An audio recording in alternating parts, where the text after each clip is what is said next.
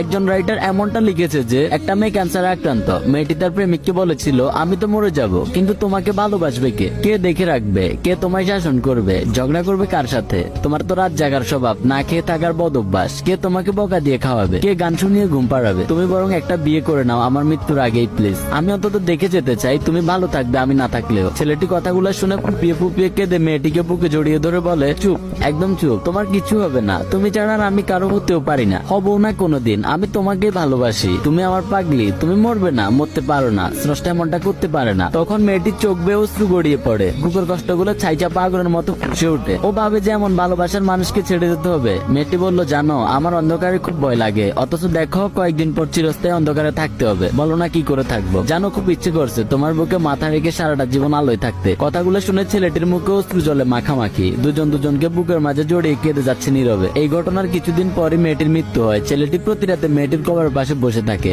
একের পর এক মোমবাতি জ্বালিয়ে মেয়েটির কবর আলোকিত করে। রাতে ছেলেটি ঘুমায় না, এই ভেবে যে তার প্রিয় মানুষটা অন্ধকার সহ্য করতে পারে না। ইদানিং ছেলেটিরও ক্যান্সার ধরা পড়েছে, খুব টেনশন আছে ছেলেটি, মৃত্যুর চিন্তায় না, ছেলেটি ভাবছে সে চলে গেলে তার প্রিয় মানুষটার কবরে মোমবাতির আলো জ্বালাবে কে, সে যে অন্ধকার খুব ভয় পায়, ভালো থাকুক ভালোবাসাটাও পারে। আসলে যে যাই বলুক ছেলেরা একটু বেশি ভালোবাসে, মন থেকেই বলি।